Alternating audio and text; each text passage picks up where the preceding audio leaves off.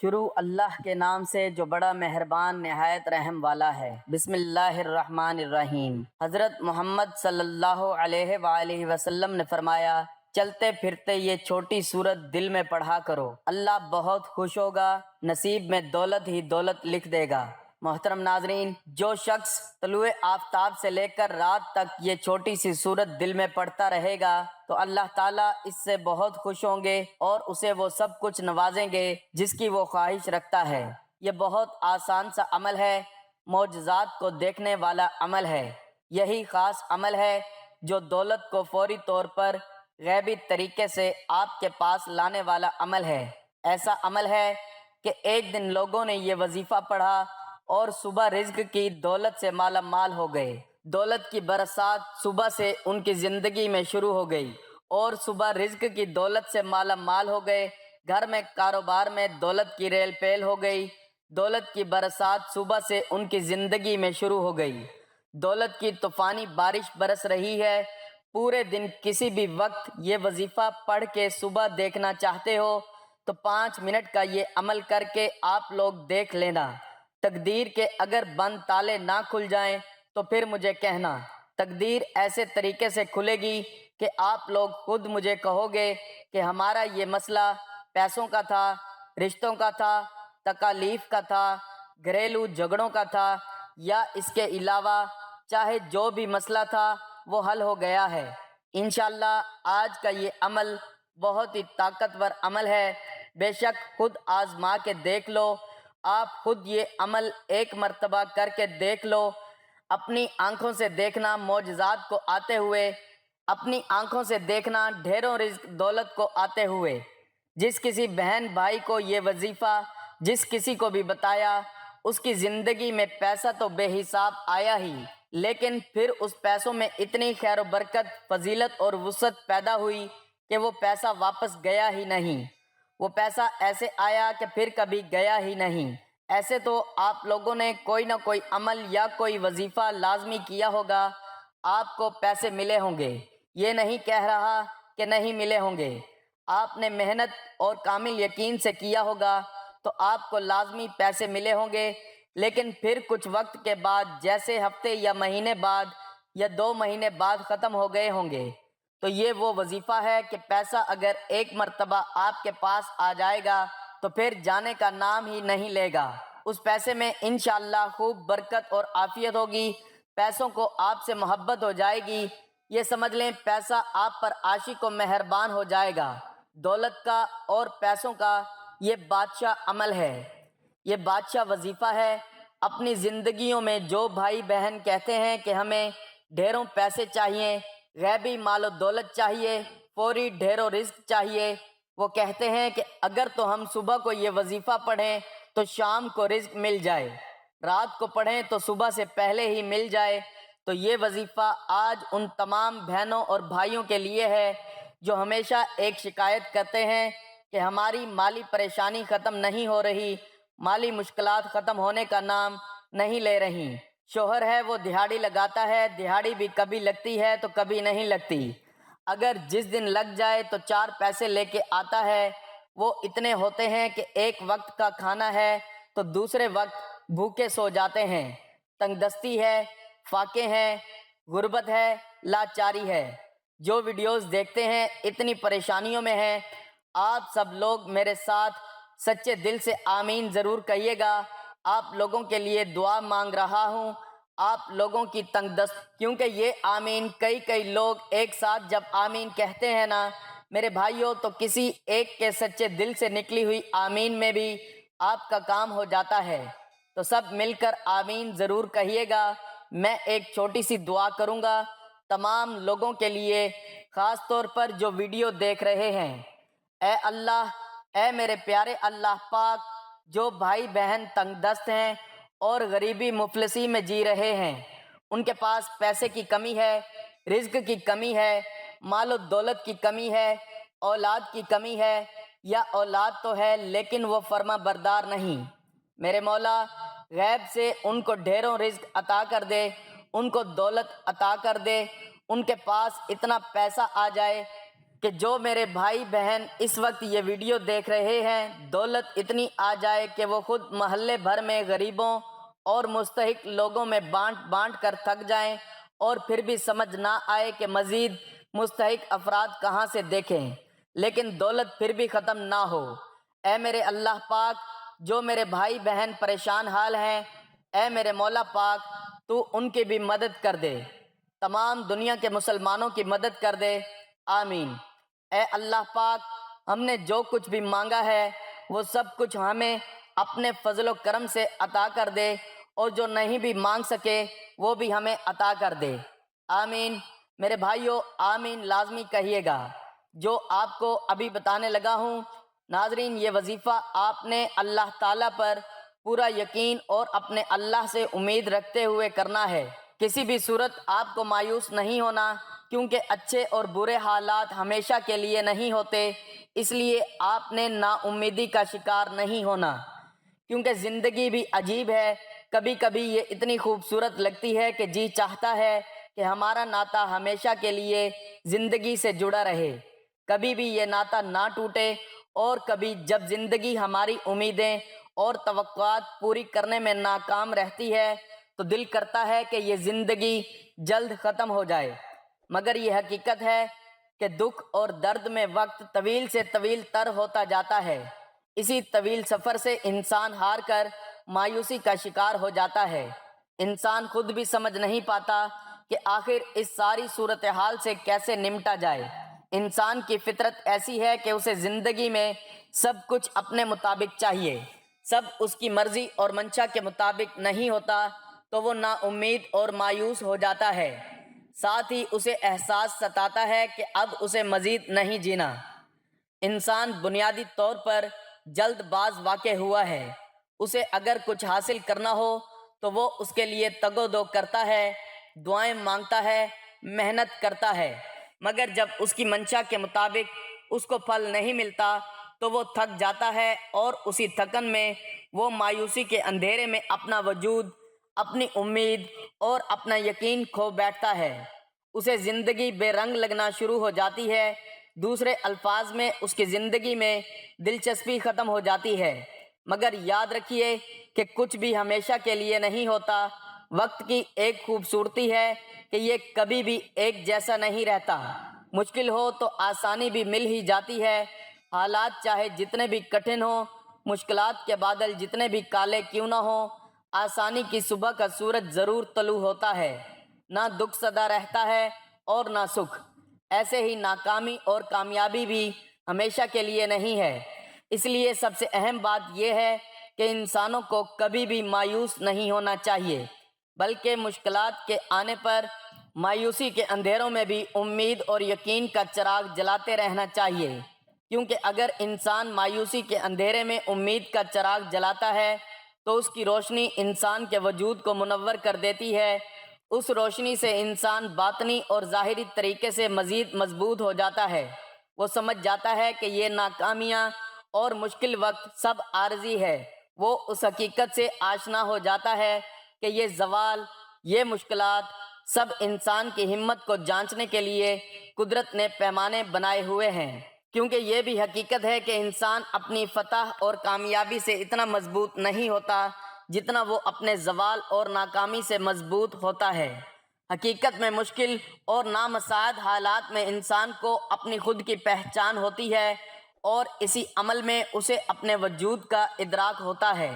انسان اپنی چھپی ہوئی خوبیوں کو جانچنے کے لیے مزید مضبوط ہوتا جاتا ہے۔ اسے اپنے سے وابستہ رشتوں کی پہچان بھی ہوتی جاتی ہے۔ وہ آسانی سے جان لیتا ہے کہ کون اس کے ساتھ مخلص ہے اور کون نہیں۔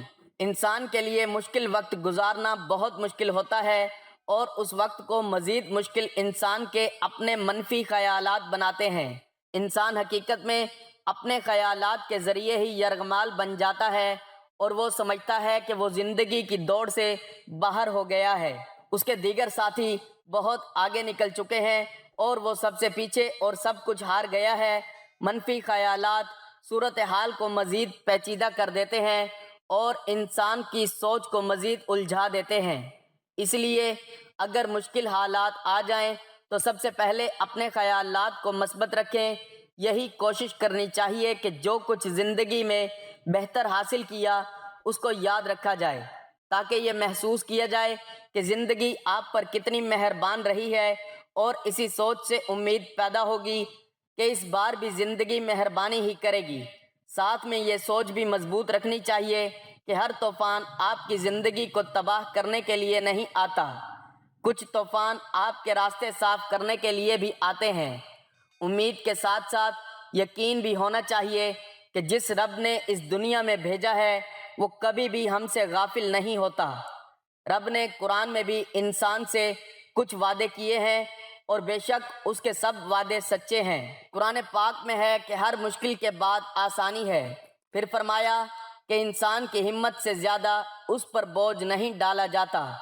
اس لیے انسان جب امید اور یقین کا دامن تھام لیتا ہے تو یہ احساس اس کے وجود میں گھر کر جاتا ہے کہ امید اور یقین ہی وہ واحد سہارے ہیں جن کے ذریعے وہ اپنے مشکل اور ناپسندیدہ حالات سے نبرد آزما ہو سکتا ہے۔ حقیقت میں امید اور یقین کا چراغ بہت ہی خوبصورت اور قیمتی چیز ہے۔ یقین جانیں یہ چراغ ایسا ہے کہ جو کسی بھی مردہ وجود اور بے جان خواہشات کے اندر ایک نئی روح پھونک دیتا ہے۔ اس چراغ کی روشنی اتنی خوبصورت اور معطر ہے کہ انسان اس کی خوشبو سے خود کو پرنور محسوس کرتا ہے، کیونکہ اس کی روشنی اپنے اندر ایک خاص جادوئی طاقت رکھتی ہے، اور اسی جادوئی طاقت کے ذریعے انسان کی سب مایوسی اور پریشانی ختم ہو جاتی ہے۔ اس لیے مشکل حالات کو اپنے رویے سے مشکل ترین نہ بنائیں، بلکہ امید اور یقین کو تھام کر رکھیں گے تو ہر مشکل سفر بآسانی کر سکیں گے، کیونکہ قرآن پاک میں ارشاد ہوا ہے۔ ترجمہ: تم فرماؤ اے میرے وہ بندو جنہوں نے اپنی جانوں پر زیادتی کی، اللہ کی رحمت سے نا امید نہ ہوں، بے شک اللہ سب گناہ بخش دیتا ہے، بے شک وہی بخشنے والا مہربان ہے۔ اس میں اللہ تعالیٰ نے اپنے بندوں پر اپنی کامل رحمت، فضل اور احسان کا بیان فرمایا ہے۔ چنانچہ ارشاد فرمایا کہ اے حبیب صلی اللہ تعالی علیہ وآلہ وسلم، آپ فرما دیں کہ اللہ تعالیٰ ارشاد فرماتا ہے، اے میرے وہ بندو جنہوں نے کفر اور گناہوں میں مبتلا ہو کر اپنی جانوں پر زیادتی کی، تم اللہ تعالیٰ کی رحمت سے مایوس نہ ہونا، اور یہ خیال نہ کرنا کہ ایمان قبول کر لینے کے بعد سابقہ کفر و شرک پر تمہارا مواخذہ ہوگا۔ بے شک اللہ تعالیٰ اس کے سب گناہ بخش دیتا ہے جو اپنے کفر سے باز آئے اور اپنے گناہوں سے سچی توبہ کر لے۔ بے شک وہی گناہوں پر پردہ ڈال کر بخشنے والا اور مصیبتوں کو دور کر کے مہربانی فرمانے والا ہے۔ اس آیت کے شان نزول کے بارے میں متعدد روایات ہیں۔ ان میں سے ایک یہ ہے، حضرت عبداللہ بن عباس رضی اللہ تعالی عنہما فرماتے ہیں، مشرکوں کے کچھ آدمیوں نے بارہا قتل و زنا کا ارتکاب کیا تھا۔ یہ لوگ نبی کریم صلی اللہ علیہ وآلہ وسلم کی بارگاہ میں حاضر ہوئے اور کہنے لگے کہ جو کچھ آپ فرماتے ہیں وہ باتیں تو بہت اچھی ہیں، لیکن ہمیں تو یہ معلوم ہو جائے کہ کیا ہمارے اتنے سارے گناہوں کا کفارہ ہو سکتا ہے۔ اس پر یہ آیت نازل ہوئی، اور وہ جو اللہ کے ساتھ کسی دوسرے معبود کی عبادت نہیں کرتے اور اس جان کو ناحق قتل نہیں کرتے جسے اللہ نے حرام فرمایا ہے، اور بدکاری نہیں کرتے، اور یہ آیت نازل ہوئی۔ ترجمہ: تم فرماؤ اے میرے وہ بندو جنہوں نے اپنی جانوں پر زیادتی کی، اللہ کی رحمت سے مایوس نہ ہونا۔ اس لیے ہمیں اللہ تعالیٰ کی رحمت اور مغفرت سے مایوس نہیں ہونا چاہیے۔ اس آیت سے معلوم ہوا کہ بندے سے اگرچہ بڑے بڑے اور بے شمار گناہ صادر ہوئے ہوں، لیکن اسے اللہ تعالیٰ کی رحمت اور مغفرت سے مایوس نہیں ہونا چاہیے، کیونکہ اللہ تعالیٰ کی رحمت بے انتہا وسیع ہے، اور اس کی بارگاہ میں توبہ کی قبولیت کا دروازہ تب تک کھلا ہے جب تک بندہ اپنی موت کے وقت غرغرہ کی حالت کو نہیں پہنچ جاتا۔ اس وقت سے پہلے پہلے بندہ جب بھی اللہ تعالیٰ کی بارگاہ میں اپنے گناہوں سے سچی توبہ کر لے گا تو اللہ تعالیٰ اپنے فضل و رحمت سے اس کی توبہ قبول کرتے ہوئے اس کے سب گناہ معاف فرما دے گا۔ اللہ تعالیٰ کی رحمت اور مغفرت کی تو کیا بات ہے۔ چنانچہ حضرت انس بن مالک رضی اللہ تعالیٰ عنہ سے روایت ہے، نبی اکرم صلی اللہ تعالیٰ علیہ وآلہ وسلم نے فرمایا، اللہ تعالیٰ ارشاد فرماتا ہے، اے انسان، جب تک تو مجھ سے دعا کرتا اور امید رکھتا رہے گا میں تیرے گناہ بخشتا رہوں گا، چاہے تجھ میں کتنے ہی گناہ ہوں مجھے کوئی پرواہ نہیں۔ اے انسان، اگر تیرے گناہ آسمان تک پہنچ جائیں پھر تو بخشش مانگے تو میں بخش دوں گا، مجھے کوئی پرواہ نہیں۔ اے انسان، اگر تو زمین بھر گناہ بھی میرے پاس لے کر آئے لیکن تو نے شرک نہ کیا ہو تو میں تمہیں اس کے برابر بخش دوں گا۔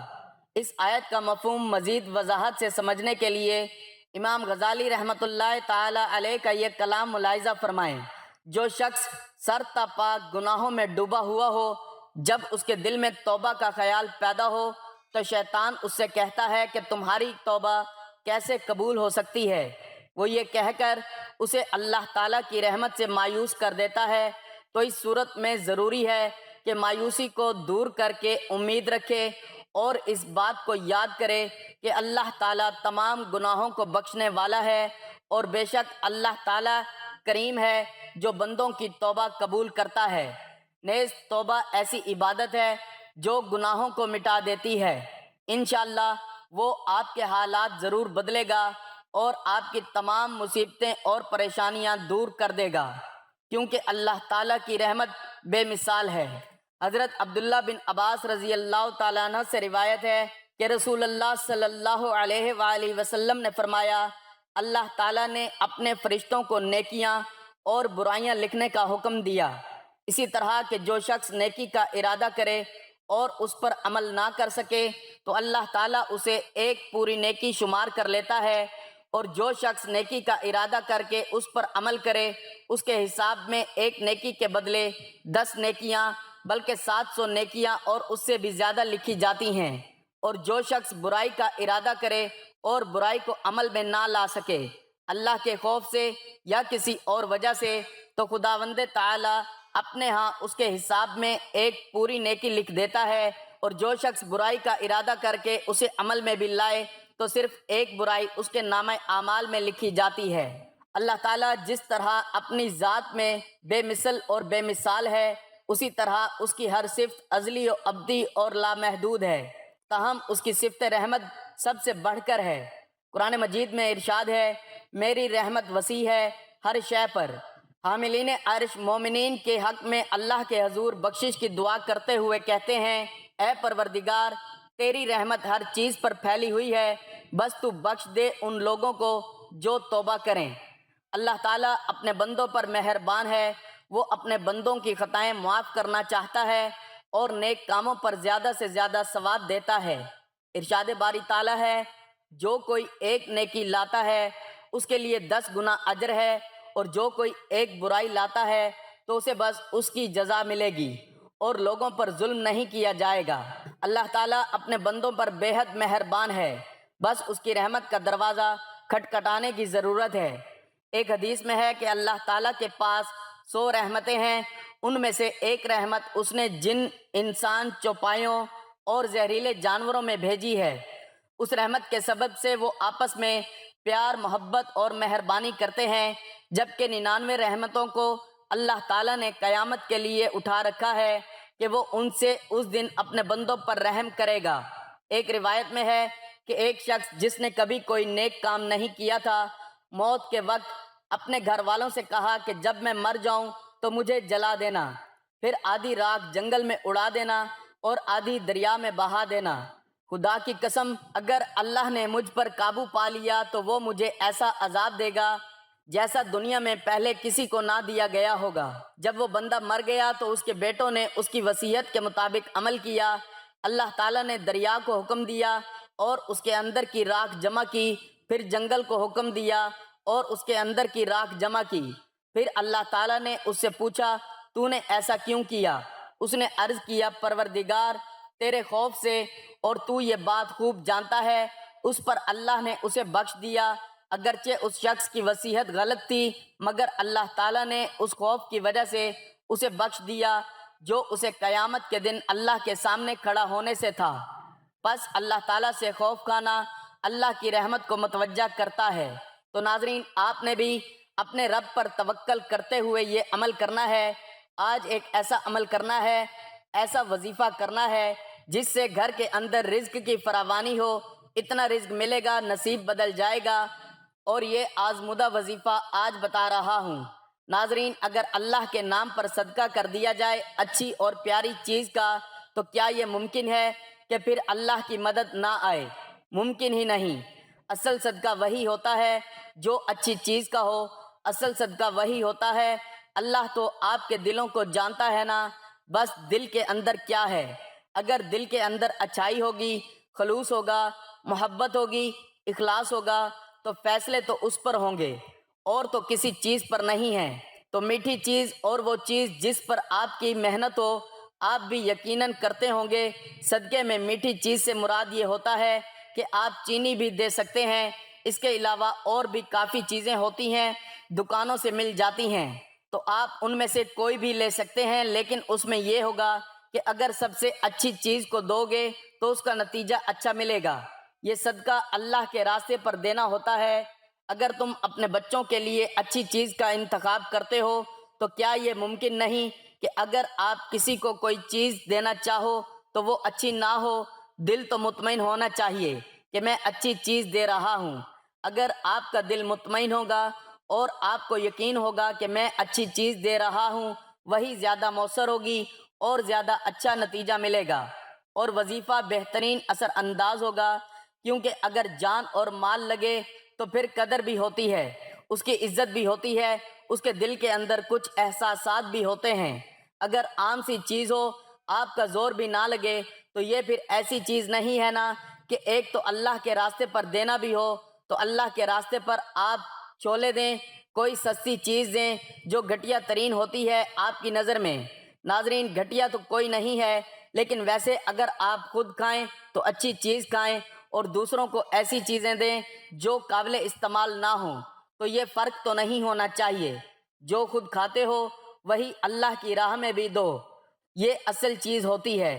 اللہ نے وہ چیزیں نہیں دیکھنی، آپ کا اخلاص دیکھنا ہے، آپ کا ایمان اور یقین دیکھنا ہے کہ اس کے اندر خلوص کتنا ہے، اخلاص کتنا ہے، محبت کتنی ہے، اس کے اندر میرے لیے پیار کتنا ہے۔ تو ان چیزوں کو ملحوظ خاطر رکھ کے عمل کیا کرو۔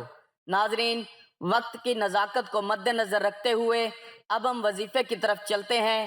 کوئی بھی وظیفہ شروع کرنے سے پہلے درود پاک لازمی پڑھا کریں، کیونکہ درود پاک پڑھنے کی بہت سی فضیلت اور برکات ہیں۔ درود پاک پڑھتے رہنے سے انسان کی دنیا اور آخرت دونوں سنور جاتے ہیں۔ تو سب سے پہلے 11 مرتبہ درود پاک پڑھنا ہے۔ درود ابراہیمی جو نماز کے اندر بھی پڑھا جاتا ہے، وہ درود پاک پڑھ لیں۔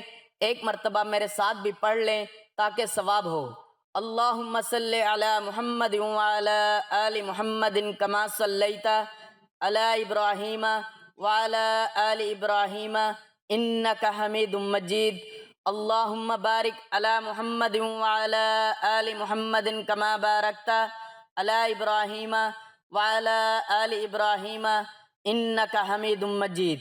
یہ درود پاک پڑھنے کے بعد آپ نے دعائے یونس سورۃ انبیاء آیت نمبر 87 ہے، لا الہ الا انت سبحانک انی کنت من الظالمین، اس کو آپ نے 33 مرتبہ پڑھنے کے بعد اللہ کے 2 نام یا غنیو یا مغنیو، اس کی ایک تسبیح آپ نے پڑھنی ہے 100 دانوں والی، اور دونوں ناموں کو ملا کر پڑھنا ہے۔ اس کے بعد 7 مرتبہ سورۃ کوثر پڑھنی ہے، انا اعطیناک الکوثر فصلی لربک وانحر ان شانئک ھو الابتر، اور آخر میں پھر 11 مرتبہ درود پاک پڑھ کر دعا مانگ لینی ہے۔ اور کوشش کریں کہ چلتے پھرتے جب بھی آپ کو وقت ملے سورۃ کوثر کا ورد کرتے رہا کریں۔ تو یہ عمل آپ نے کرنا ہے، دیکھنا کیسے اللہ تعالیٰ آپ کے نصیبوں کو کھول دے گا، آپ کے رزق کے بند دروازوں کو کھول دے گا۔ آپ کو اللہ پاک وہاں سے رزق عطا کرے گا جہاں سے آپ تصور بھی نہیں کر سکتے۔ قرآن کا فیصلہ ہے، اللہ پاک پھر جب رزق دینے پر آتا ہے نا، تو وہاں سے رزق ملتا ہے جہاں آپ گمان بھی نہیں کر سکتے، یہ قرآن کہتا ہے۔ تو اس لیے اللہ ایک طاقت کا نام ہے، پوری کائنات کا خالق، مالک اور رازق ہے۔ اللہ وہ ہے جس نے ہم سب کو بنایا۔ یہ طاقت ہے میرے اللہ کی کہ آدم علیہ السلام سے لے کر کتنی کائنات کو بنایا۔ 18,000 مخلوقات ہیں اس کائنات میں، اور ساری مخلوقات میں سب سے افضل، سب سے اعلیٰ انسان ہے۔ شان رتبے کے لحاظ سے، عزت کے لحاظ سے اس کی قدر و قیمت ہے، اور اللہ کو سب سے زیادہ پیار اپنے اس بندے سے ہے۔ تو آپ کو بھی پیار ہونا چاہیے، آپ کو بھی محبت ہونی چاہیے، آپ کو بھی اپنے اللہ سے عشق ہونا چاہیے۔ دنیا میں ایک دوسرے سے لوگ کرتے ہیں، یہ جھوٹا ہے۔ اصل وہ ہے جس سے منزل ملتی ہے۔ اللہ رب العزت ہم سب کو عمل کی توفیق عطا فرمائے، آمین۔